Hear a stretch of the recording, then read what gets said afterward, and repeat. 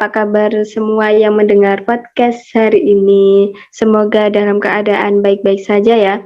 Kembali bersama kita di HST Podcast, berbagi ilmu, berbagi pengetahuan. Kali ini kita akan membicarakan bagaimana nih keadaan perkebunan kelapa sawit di daerah Kalimantan. Ya, seperti yang kita ketahui ya, pasti semuanya udah tahu kan ya Kalimantan itu di mana? Oke, Kalimantan sendiri kan merupakan provinsi di Indonesia ya, yang kita kenal selama ini banyak komoditas perhutanan dan perkebunan di sana ya. Oke, saya sendiri Nurul Amalia di sini sudah ditemani oleh rekan-rekan saya untuk pembahasan topik kita kali ini yaitu Mbak Putri Brahmana. Gimana nih kabarnya Mbak Putri? Halo Mbak Nurul, kabar baik nih. Mbak Nurul, apa kabar? Alhamdulillah kabar baik juga sih Mbak Putri. Oke, semoga aman sentosa ya besok-besoknya lagi. Ya, amin. Oke. Nah, ini ada satu rekan kita juga yaitu Mbak Siti Anisaul. Mbak Anisaul, gimana nih kabarnya? Alhamdulillah untuk hari ini kabar sangat baik ya. Gak tahu kalau besok. Gimana Mbak Nurul sendiri kabarnya hari ini? Ya, saya sendiri juga baik kalau hari ini. Kalau besok juga nggak tahu ya. Oke. Alhamdulillah, semoga kita semua dilimpahkan kabar baik terus ya. Amin. Oke. Oke. Langsung saja nih ya, kita masuk ke pembahasan topik kita kali ini. Dari Mbak Putri dulu ya. Gimana sih perkebunan sawit di Kalimantan ini? Oke, di Kalimantan untuk perkebunan kelapa sawit itu merupakan yang terluas kedua setelah Sumatera nih. Tahun 2019, sawit Kalimantan total luasnya itu sampai 5.820.406 hektar yang terdiri dari Kalimantan Barat, Kalimantan Tengah, dan Kalimantan Timur nih. Wah, luas banget ya. Ternyata perkebunan kelapa sawit di Kalimantan itu sampai totalnya 5 juta hektar sendiri ya, yang tersebar di Kalbar, Kalteng juga, di Kaltim juga ya. Oke, itu dengar-dengar nih perkebunan kelapa sawit itu awalnya hutan ya, hutan yang di daerah itu direnggus dan dibuka lahan untuk perkebunan kelapa sawit dengan alasan harga jual kelapa sawit akan menaikkan perekonomian masyarakat sekitar perkebunan ya. Iya, memang awalnya itu perkataan itu memang ada buktinya, yaitu menunjukkan kemakmuran, tapi itu cuma sementara, seperti yang terjadi di Desa Sarapat, Kalimantan Tengah. Iya, Gitu. menanggapi ya, untuk masalah di Desa Sarapat sendiri, gini, sebelumnya itu warga Desa Sarapat bertani, padi, dan sayuran, menggunakan air sungai untuk minum, memancing dan mandi di sungai, menyadap karet, dan mencari bahan bangunan di hutan itu sebagai profesinya ya. Namun, hal tersebut berubah ketika tahun 2007 kemarin, perusahaan kelapa sawit mulai beroperasi di wilayah tersebut. Warga menolak dilakukan pembukaan lahan, namun perusahaan tetap membuka lahan sawit. Sangat miris ya. Iya sih ya, padahal warga sendiri sudah nyaman dengan profesinya ya, yang kala itu beraneka, dan di sini kalau perusahaan sendiri terkesannya memaksa masyarakat untuk membuka lahan sawit di sekitar di daerah situ ya. Dan masa perkebunan itu berdampak banyak ya untuk perusahaan kelapa sawit ini dapat mencemarkan daerah-daerah sungai, daerah-daerah hutan akibat dari pestisida dan pupuk untuk kelapa sawit itu sendiri ya. Hasilnya sungai yang tadinya kita kenal asri dan bersih itu tidak layak digunakan oleh manusia sendiri ya.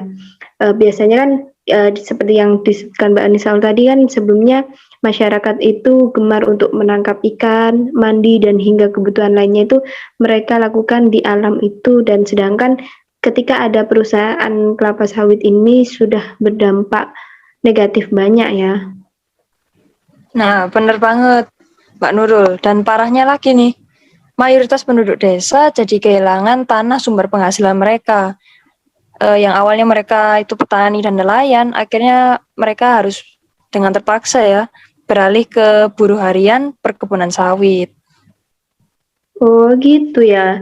Jadi mereka yang tadinya buruh dan bergantung hasilnya ke sumber buruhannya itu, jadi penghasilan dasar masyarakat itu sekarang bergantung pada pasar ya, pada perkebunan sawit itu sendiri ya.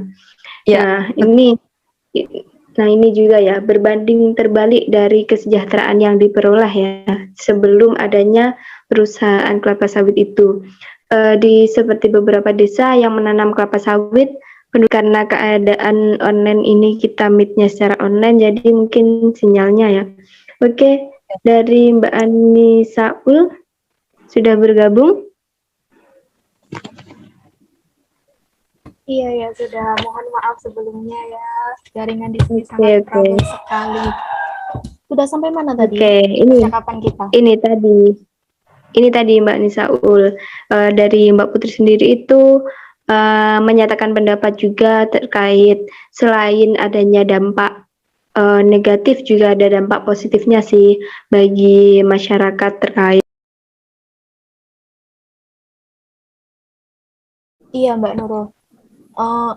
Di balik kesejahteraan yang sedikit didapatkan oleh masyarakat setempat ya, itu terkait ada tambahan lagi terkait isu lingkungan yang pernah ada. Perluasan lahan sawit dengan cara mengkonversi hutan berupa lahan gambut, akhirnya apa? Degradasi lahan berupa penurunan produktivitas.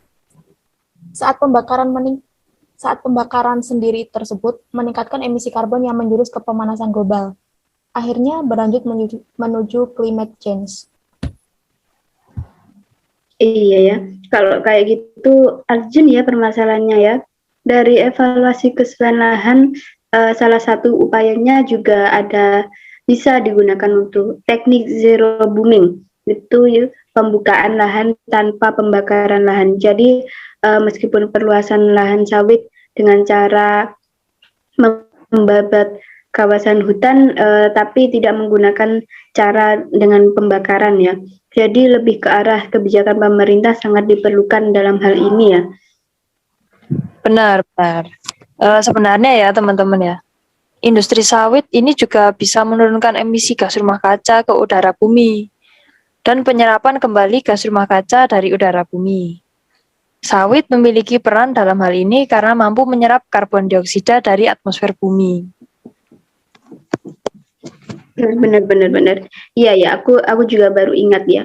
Ini prosesnya itu melalui fotosintesa dari tanaman itu sendiri ya. Tanaman-tanaman yang ada di sana seperti kelapa sawit ini juga ya.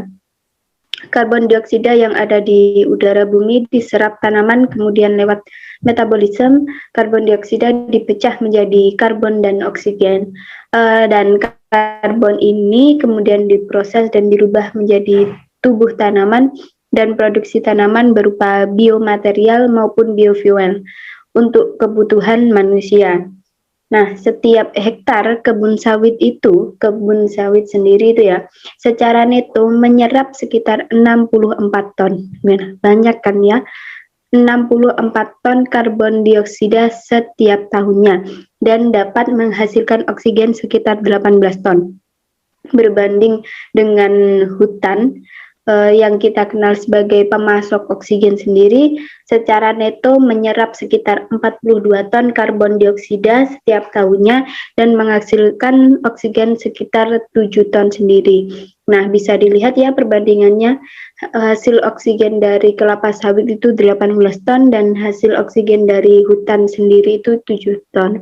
Dengan demikian, untuk fungsi penyerapan karbon dioksida dari atmosfer bumi dan produksi oksigen, perkebunan kelapa sawit itu lebih unggul daripada hutan yang selama ini kita kenal sebagai pemasok oksigen tertinggi ya. Nah, ini gimana nih menurut Mbak Anisaul terkait pernyataan tersebut? Wow,